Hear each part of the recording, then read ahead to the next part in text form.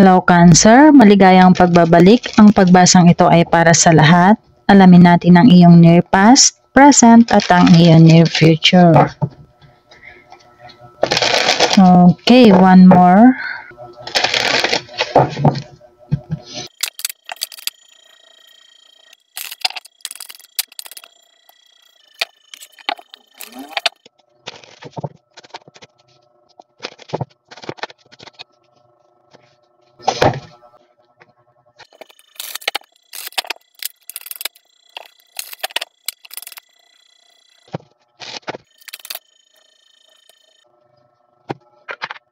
Cancer, nakikita dito yung mga malaking pagbabago, nagkaroon ng mga selebrasyon o maaaring may nagbalik, kaya naman nakikita dito ang kaligayahan, kasaganaan ng isang pamilya. At meron nakatanggap ng magandang balita at may nangyaring mga proposal, kasalan. Nakikita dito na buo ang iyong determinasyon, Cancer, dahil sa iyong mga inaambisyon. Dumating ang magandang balita sa iyong karir o sa pagkakaroon ng promotion at ang experience mo sa bago mong trabaho. Nagkaroon ka ng mga hindi inaasahang pagbabago, lalong-lalo na sa iyong pinansyal. Nakikita ang kaginhawahan, kasaganaan. Ganon din pagdating sa kalusugan. May mga nag-struggle lamang o nagkaroon ng injury. Kung ano man yung mga nararamdaman, papunta na sa paggaling. At meron din naman dito na hindi nagkaroon ng pagkakaintindihan. Maaaring merong umalis o tumalikod sa kanyang responsibilidad. Tumakas. May nagtalo about sa obligasyon sa mga bata. Nakikita rin dito yung maikling pasensya at sinasabi sa iyong near past na kung planado ang pag-alis, ginhawa ang kapalit. Mga pagtutol o paglaban, pagmamadali at may nakaramdam ng matinding galit. Dahil dyan nakikita sa iyong present na sitwasyon na maaaring may tumanggi o hindi na umalis. Nai-stuck ka ngayon sa iyong sitwasyon emotionally, physically, Cancer. O maaaring magkabaligtad ang pagbasa. Maaaring lumabas dito ang mga mahal mo sa buhay at ang mga taong malalapit sa iyo. Nakikita dito ang pagtanggi sa opportunity.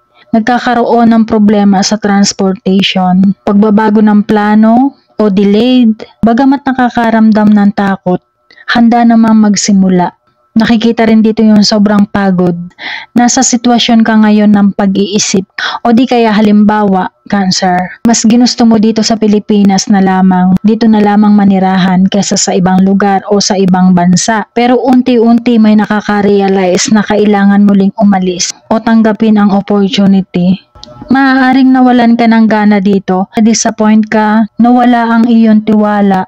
Nakikita dito ang mental breakdown, Cancer. Maaari kang mag-collapse anytime kung hindi ka magsisimulang alagaan ang iyong sarili. Dumaan sa pagsubok ang relasyon, pero unti-unti namang nakaka-recover na. O marahil may naka-experience kaya hindi nakabalik sa trabaho dahil nagkasakit. Kaya kinakailangan magpahinga muna. Sobra ang iyong anxiety at stress sa iyong trabaho, sa iyong karir. Sinasabi dito kung hindi kaya na ng katawan, maaari kang humanap ng bagong trabaho. Sa ngayon, pag-aralan mo munang huwag kang ma-pressure, lalong-lalo na pagdating sa iyong pinansyal. Nakikita naman dito matutupad ang mga inaambisyon mo. At maaaring merong maka-experience ng LDR. Huwag mag-alala, darating ang oras magkakasama kayo ng iyong person, sabay kayo, pareho kayong makakabiyahe.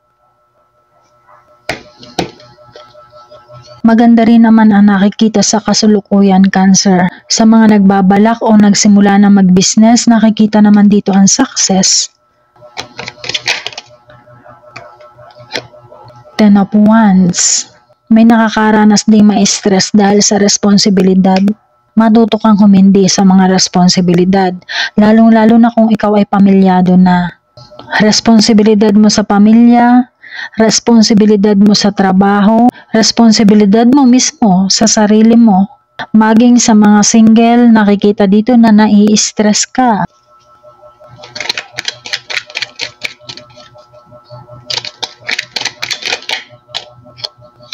The Magician, Cancer, although kaya mong gawin lahat, nagko-concentrate ka na para sa iyong sarili. Pero naandyan pa rin yung mga konting obligasyon mo. Mag-focus ka muna kung ano yung sinisimulan mo o maaaring nagbabalak ka sa networking. sa social media at maaaring may isilang.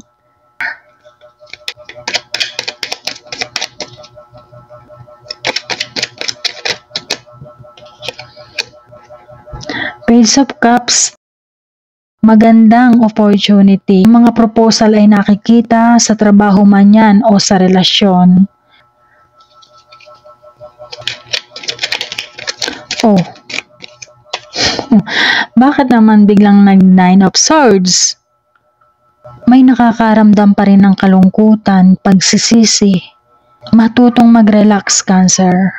May mga bagay na nagpapagulo sa iyong isipan at nagpo-focus ka sa mga chismis. Ang mga balitang hindi maganda, wag dibdibin, lalo na kung hindi magandang balita sa iyong person. Kung ikaw yung nang iwan, maaaring nakukonsensya ka na.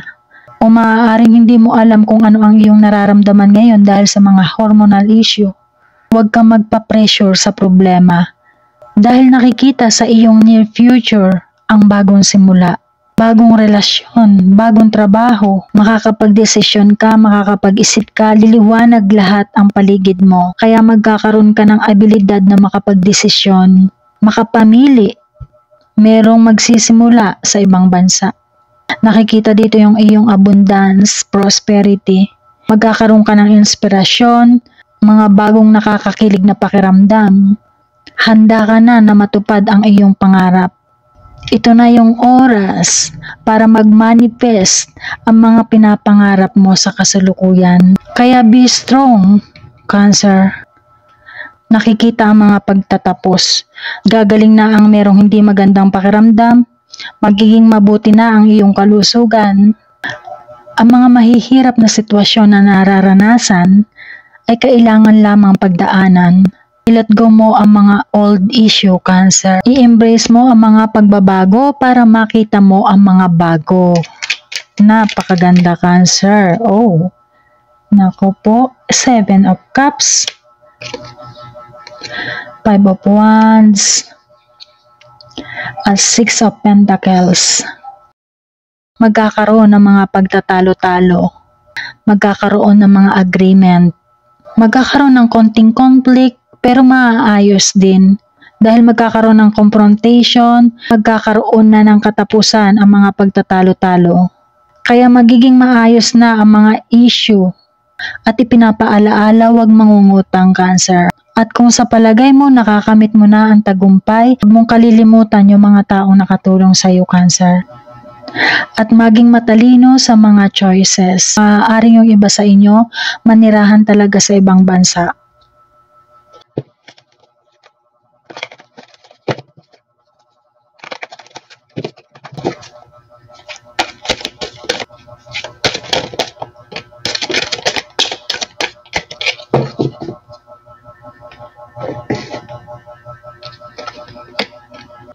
Page of Fire, outgoing, creative, confident, mischievous. Para sa iyo talaga to, Cancer. News of an exciting new endeavor. Use your originality and ingenuity. Exciting at bagong opportunity comes your way. At sinasabi niya, i-guide ka ng angels mo. Bagamat mga challenges ay paparating, good news naman ito, Cancer. Napakaganda.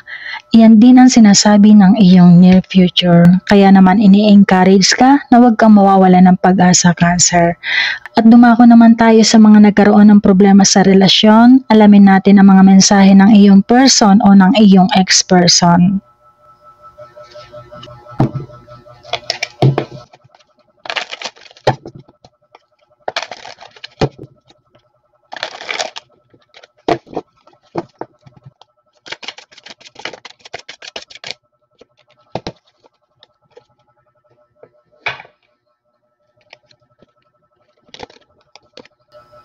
Kung sa palagay mo ito ang mensahe sa iyo ng iyong person o ng iyong ex-person, i-claim mo ito, Cancer. Ito ang kanyang unang mensahe.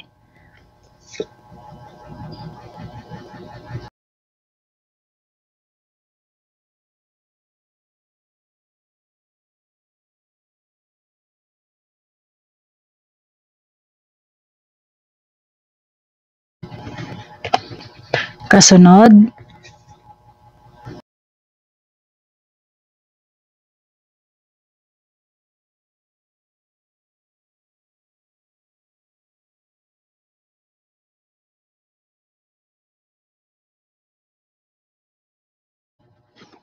At panghuli,